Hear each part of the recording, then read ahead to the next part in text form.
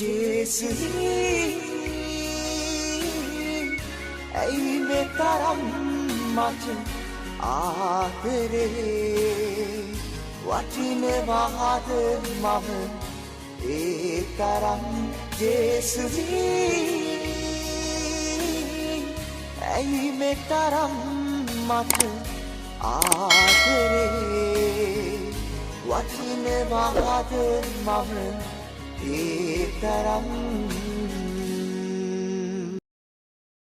ක්‍රිස්තුමන් තුළ මා ප්‍රේමවන්ත සහෝදර සහෝදරියනි අද ජූනි මාසේ 10 වෙනිදා සාමාන්‍ය සමයේ 10 වෙනි සතියේ ජීවත් වෙන ඔබට මට විශේෂයෙන් මේ අභිමානවත් වූ දවසේදී ස්වාමීන් වහන්සේගේ වචනය නැවත වාරයක් අපගේ හදවත් ගැඹුරටම කතා කරනවා.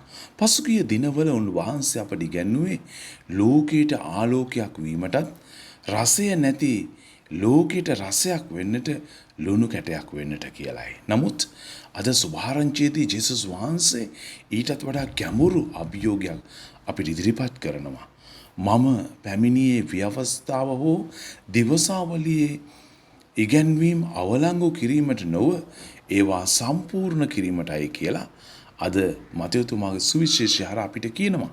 සහෝදර සහෝදරියනි ජේසුස් වහන්සේ මේ ලෝකයට පැමිණියේ මිනිසුන්ගේ කැමැත්ත ඉටු කිරීමට නොවේයි. උන්වහන්සේ පැමිණියේ පියාණන් වහන්සේගේ කැමැත්ත සම්පූර්ණ කිරීමටයි. බෙත්ලෙහෙමේ ගවලනේ ඉඳලා කල්වාරියේ කුරුසිය දක්වාම උන්වහන්සේගේ ජීවිතයේ සෑම පියවරක්ම කීකරුකමේ ප්‍රේමයේ සහ පරිත්‍යාගයේ ගමනක් වුණා.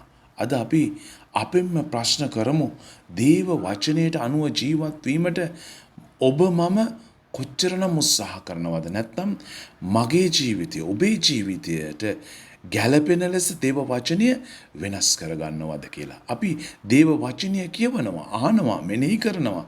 නමුත් ඒ වචනය අපගේ ජීවිතය වෙනස් කරනවද? දෙවියන් වහන්සේගේ ඉගැන්වීම් අපගේ තීරණවල, අපගේ වචනවල, අපගේ සම්බන්ධතාවල සහ අපගේ ආකල්පවල පෙනෙනවද? ජේසුස් වහන්සේ සමාව දුන්නා. අපිත් සමාව දෙනවද? උන්වහන්සේ දුක් විඳින අය කෙරෙහි සංවේදී වුණා. අපිත් එසේද? උන්වහන්සේ සෑම කෙනෙකුටම ප්‍රේම කළා. අපගේ ප්‍රේමයත් සීමා රහිතද? දේව වචනේ කුඩාම අකුරක්වත් නොසලකා හරින්න එපායයි ස්වාමින් වහන්සේ අද අපට මතක් කරනවා. මන්ද සුද්ධත්වය ගොඩ නැගෙන්නේ විශාල දේවල් තුල පමණක් නොවේයි, දිනපතා කරන කුඩා කීකරුකම් තුල නොවේ. සහෝදර සහෝදරිනි අද ලෝකයට අවශ්‍ය වෙන්නේ දේව වචනය ගැන කතා කරන මිනිසුන් නොවේයි, දේව වචනය ජීවත් කරන මිනිසුන්. ලෝකයට අවශ්‍ය වෙන්නේ ක්‍රිස්තුස් වහන්සේගේ ප්‍රේමය තම ජීවිතයෙන් පෙන්වන්න සාක්ෂිකරුවන්. ඒ නිසා අද දවසේ අපි අදිෂ්ඨාන කරගනිමු. ස්වාමින් වහන්සේගේ ප්‍රේමය තුල රැඳී සිටමින්, උන්වහන්සේගේ ඉගැන්වීම් අපගේ ජීවිතයෙන් සම්පූර්ණ කරමින් ලෝකයට ආලෝකයක් සහ රසය ගෙනෙන ක්‍රිස්තුස් වහන්සේගේ සැබෑ ගෝලයන් ලෙස ජීවත් වෙන්නට වරම් හොයාගෙන යමු. ආමේන්. ජෙසු පීටයි.